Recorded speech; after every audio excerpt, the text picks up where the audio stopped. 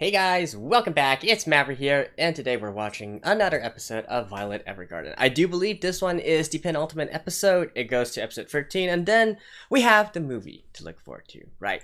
So anyways, last episode, well, it certainly caught me by surprise. I think it's a double factor here, right? On one hand, there's nobody that was actually hyping up the episode, so I went into it with little expectations, and that definitely, gave it the element of surprise, right? So that's one thing. And secondly, I already mentioned last episode how I definitely identify with the situation in episode 11 a lot more than in episode 10, which again is great, don't get me wrong. I just feel like I got much more of a positive feeling out of episode 10 than I got in episode 11, if that makes sense.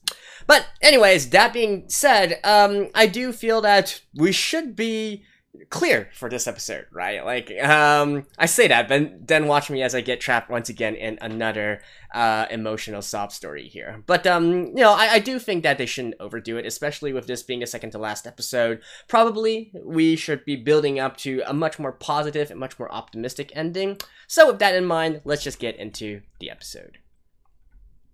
All right, let's begin in 3, 2, 1, play. Oh, still continuing with this anti-peace thing?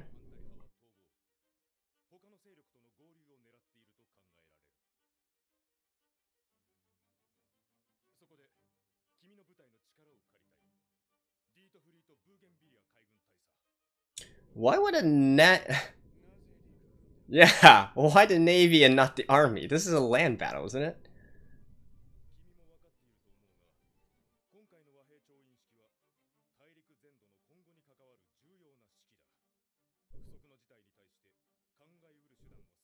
So is this a seaside mission?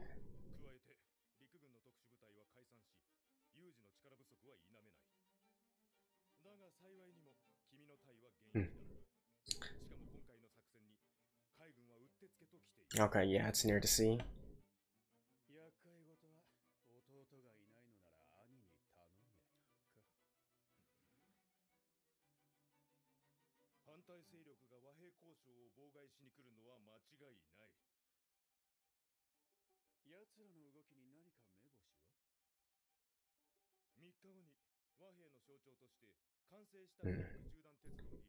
Is that a colonel or a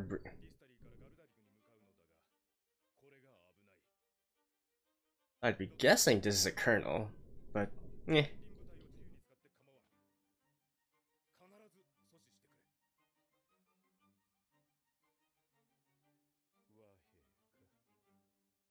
So I guess basically what's being said is that the army originally had a special ops division. It's been disbanded.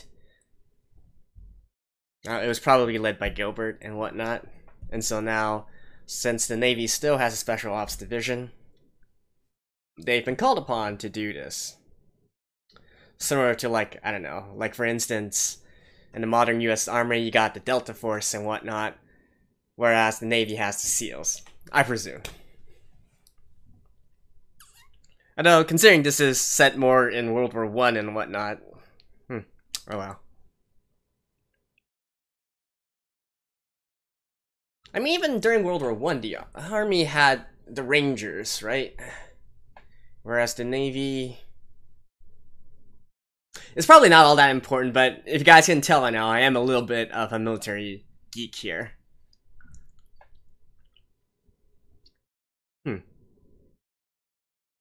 Yeah, I don't think the Navy had any special ops during World War I. Okay, never mind. It doesn't matter. It doesn't matter. More importantly, what does that have to do with Violet and all the others? I guess she's gonna be sent into a job around that place, making them cross paths.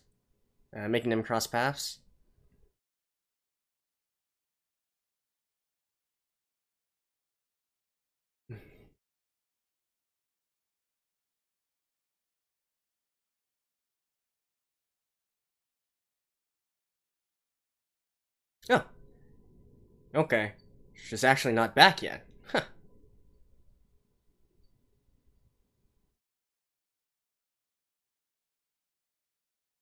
So this is directly after last episode.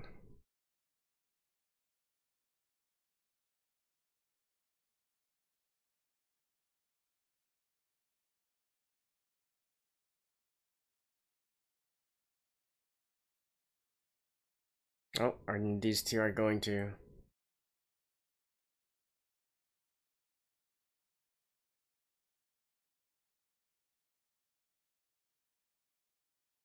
Huh. Okay, so they are involved.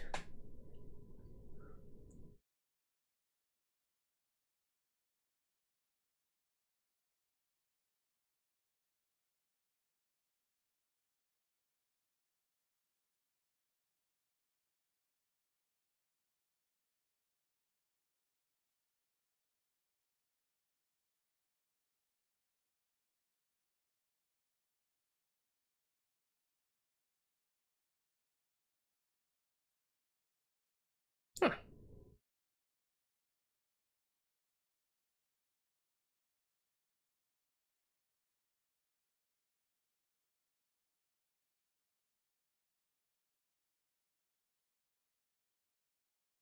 I guess the train is gonna be ambushed, right?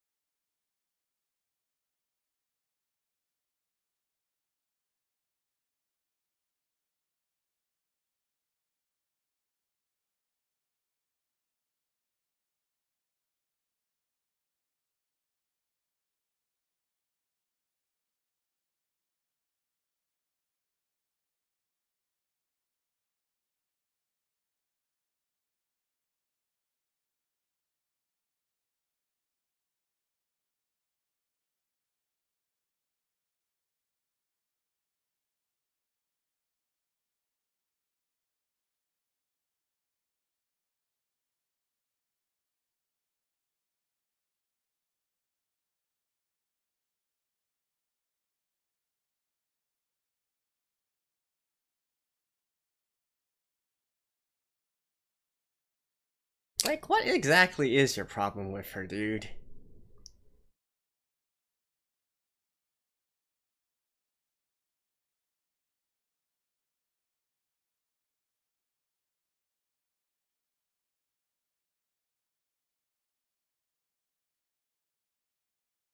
Like, I can... I can get if he doesn't want to have anything to do with her or something like that, but why the active hate, though? Like, that I don't understand. I mean, she has nothing to do with you. She wasn't in your control. She was in your brother's control.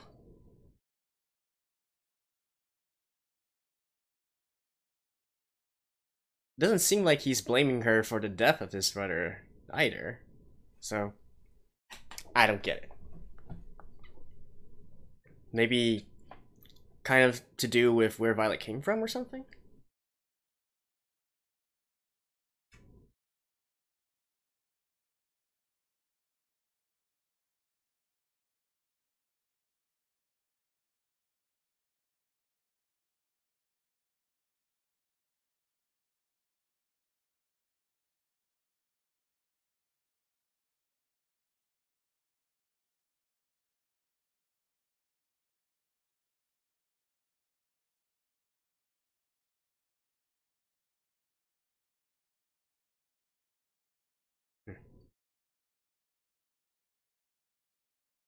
I presume those were the pro-war faction, right?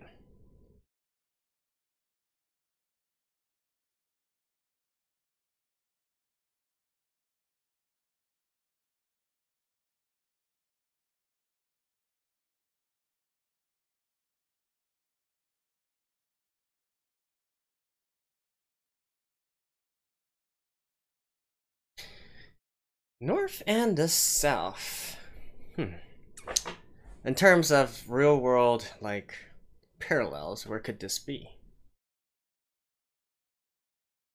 Austria-Hungary?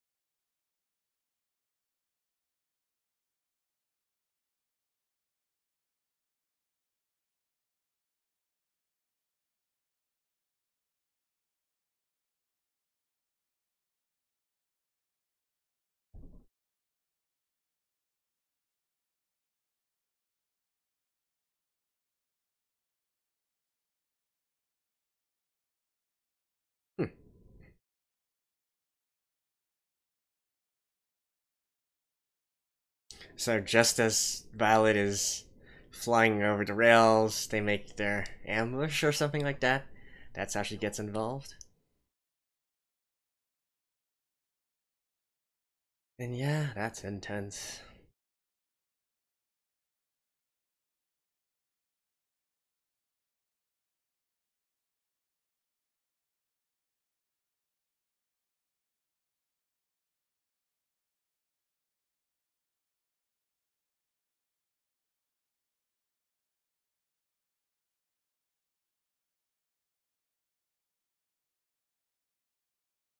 What? On the train as well? Okay. Huh.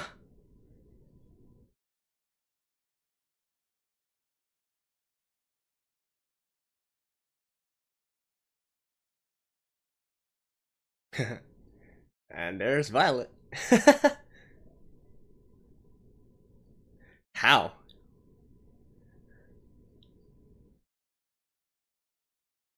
Parachute out? How? What?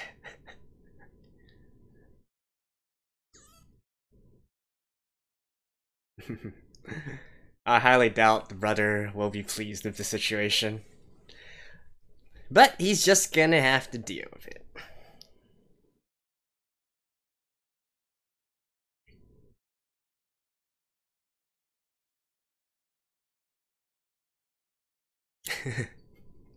And there she is.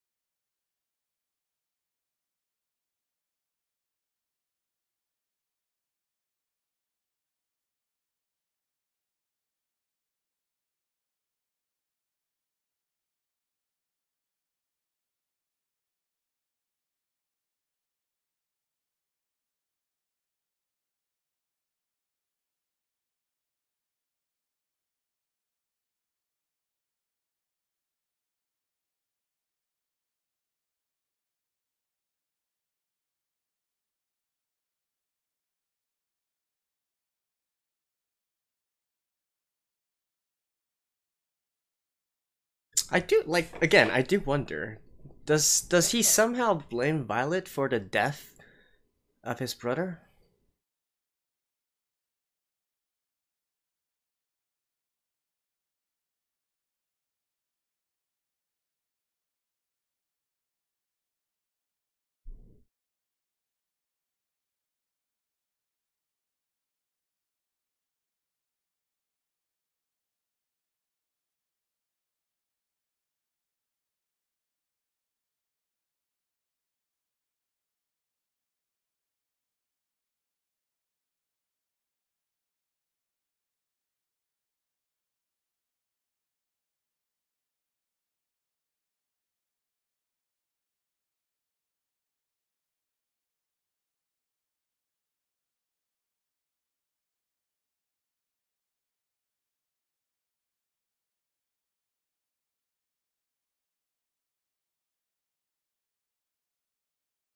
Like the bridge.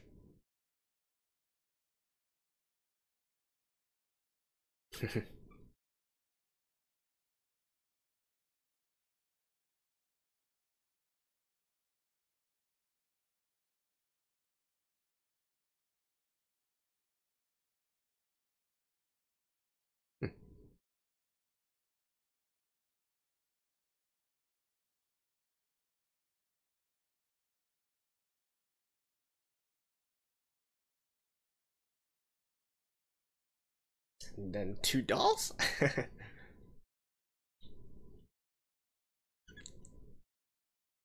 Nope, not even mentioning them.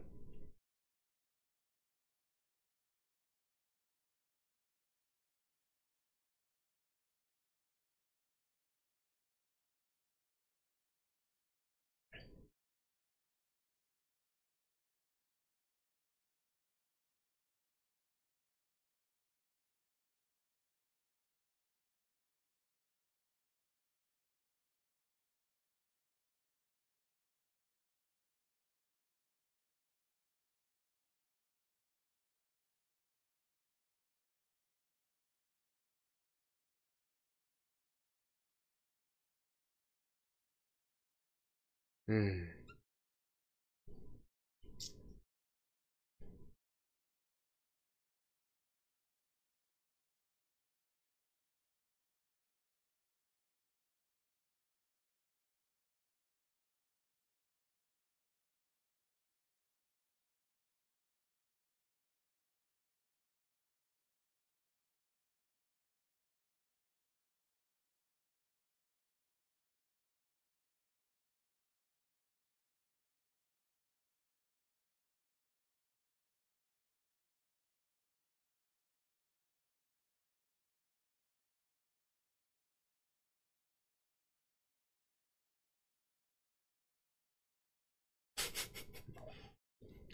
Come on, now is not the time, you two.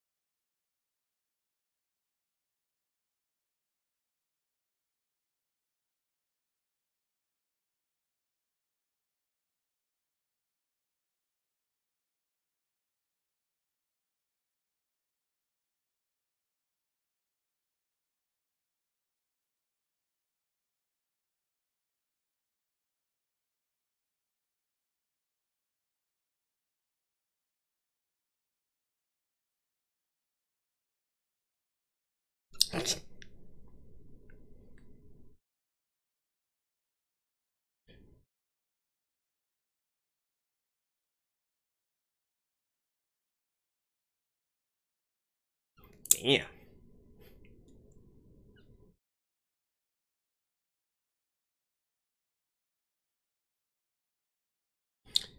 It's actually really hard to not kill anyone on a moving train.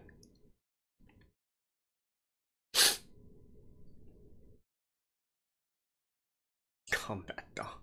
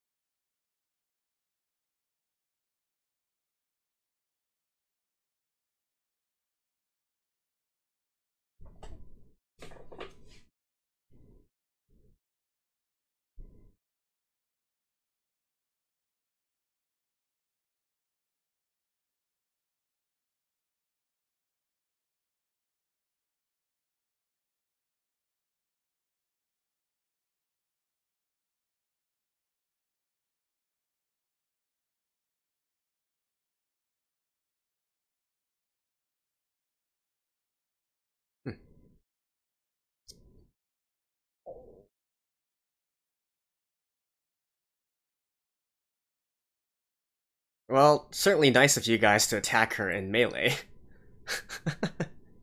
You guys have guns, you know.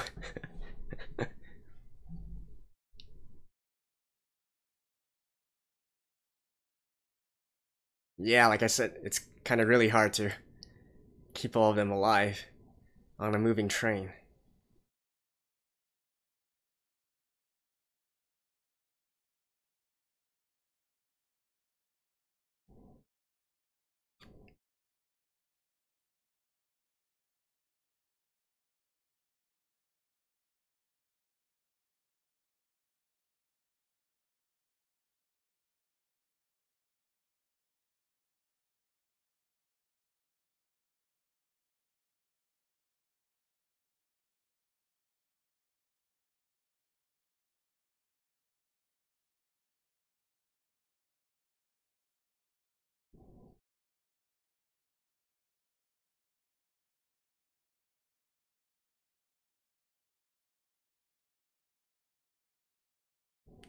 An explosion right then and there.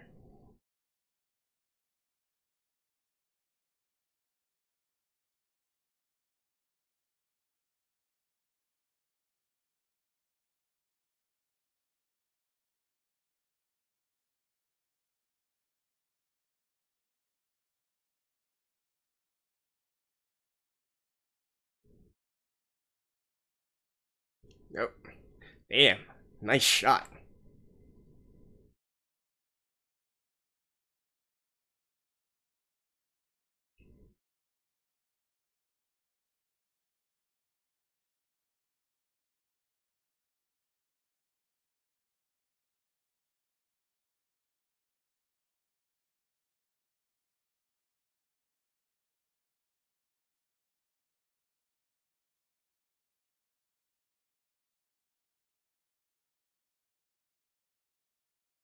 Yeah, okay.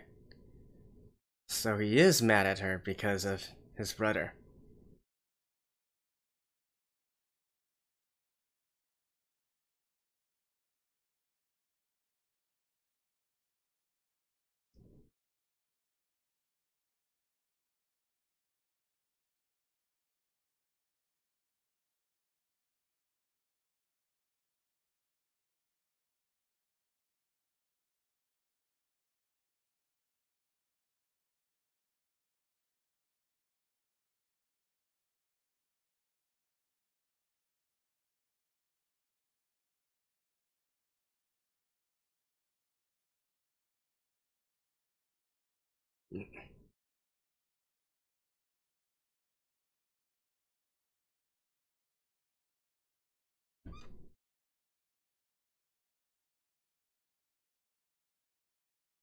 It,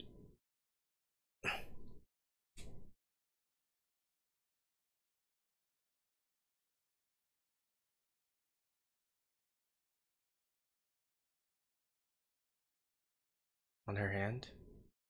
Oh. Damn. Man, stopping right at this point. Oh.